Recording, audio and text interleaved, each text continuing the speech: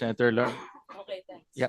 My last question to DepDev, and this is very specific in the resolution, is the risk of stagflation. Nasa point na ba tayo that we will experience stagflation at this point? And will we ever experience that in the next few months based on your analysis? And how do we prepare for that? No? Do we need the stimulus package just like what we did during the pandemic? Nasaan na tayo in terms of stagflation? Yeah, Mr. Chair, thank you for the scary question. Yeah, But so that's for a the conversation around the world. Yes, I know. Babasa ko yan Yes. in many of the yeah, business websites that the risk of stagflation, not Yes. only in the Philippines, yes, but yes, everywhere, yeah, especially developing nations. So in stagflation, you have three undesirable outcomes. So you have inflation, rising inflation, spiraling talaga na inflation. You have the unemployment rate increasing, and then a weak economic growth or even stagnant na economic growth. So we would like to think na this is this is something that we can prepare for, especially yung sa employment and the weak economy. That's why in the recommended measures we have included there yung promotion of ibig sabihin kasi we need to find new sources of growth. So right now we have a whole bunch of the economy, a big portion of the economy that is very dependent on the oil for fuel, for electricity. Buti na lang nabawasan yung dependence natin on the oil. Pero ibig sabihin nito, kailangan nating we need to really support that kaya sabi namin an ecosystem. We need to build that ecosystem around renewable energy, around electric vehicles. In fact, for the transport sector, yung mga sobrang maapektuhan nito, what we will be recommending is that they be given training, mga reskilling programs so that they become mga mechanics ba tawag doon sa mga electric vehicles. Kasi we will have many more of that and we do not have those kinds of manpower. So po pwedeng magkaroon ng another driver of growth. We just have to accelerate all those programs. Actually, nakalagay na rin naman yun dun sa mga plano natin. We just have to accelerate that timetable. So we need to continue yung ating innovation but prioritizing on energy efficiency, prioritizing on alternative sources of energy. Are we going to that point already based on your analysis? For in the point of stagflation? Well, in the point of stagflation, actually, it is something that we think is also a silver lining, kinda. With this yung mga returning na na diaspora natin na we think that many of them actually have the technical know-how. Yeah, but you said you have three aspects for Yes. stagflation: unemployment, reduction in growth, and then Yes. inflation. Yes. Inflation sigurado yan. Mm. Unemployment sigurado yan kasi nakita na natin last month tumaas in unemployment. Yes. Diba? So it's our only hope is to continue to grow. To continue to grow. Yes. Correct? By Correct. hopefully government spending faster. Correct? Yes, faster. And yun nga, yung mabilis tayo mag-induce ng other sources of If ever growth. we hit stagflation, what should be the response of government? Is still to stimulate growth.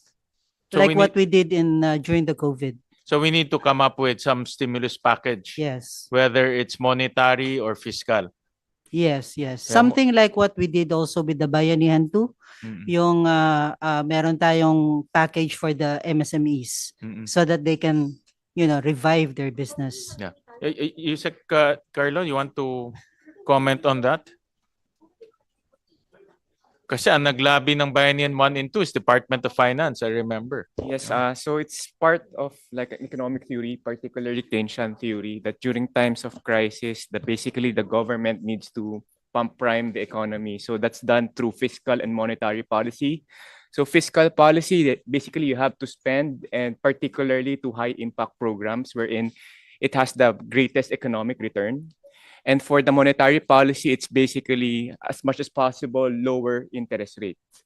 But the problem again with inflation, if you have stagflation, meaning rising inflation, there is a contradiction with low interest rate and inflation, controlling inflation. So yun po, that basically those are the two main policies for the government, the fiscal and monetary policy during times of crisis.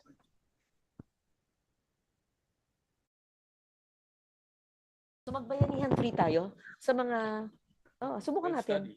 We'll study how we can do it. Yeah. Yun na muna kasi baka we're scraping na bottom, parang ilang oras na tayo dito. Sige. Anyway, you have a second hearing. Yeah. Just last, balik sa LGSF kasi malawak naman ang sakop ng LGSF. Yung huling rollout nyo ng LGSF, sino ang krisis na ba yon? At sino ang nagde-decide nun? Kayo sa DBM or OP?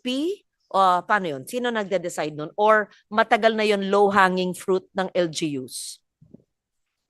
Ma'am, it's matagal ng low-hanging fruits ng LGUs. Ay, yung mga pinulong nyo, Yes, nakita ko yes. online like how many weeks ago? Was it before the crisis or pumutok na ang Middle East?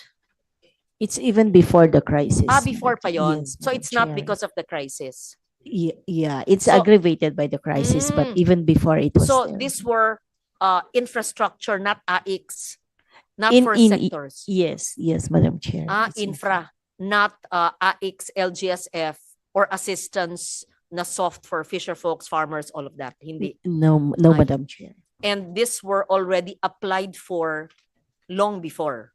Yes, Madam Chair. And Oo. it's actually triggered then we need the LGUs in order to speed up also the infra projects Yes. of the different departments, like for example, the DepEd Mm-mm. as well, because we're tapping already the LGUs which are capable to implement projects. Okay. Thank you very much. Thank you, Chair. We'll have another hearing. In fact, yes, you said. Yeah. I have here the memorandum from the secretary. It's a shift to work from home directive po. So it's 100% work from home. Thank you for that info. Yes, Secretary Kakdak, you have. I was just inspired by your slide, Mr. Chair, on keeping people away from the poverty level. And for OFWs, the low income OFWs, like a domestic worker, earns around 23,000 a month.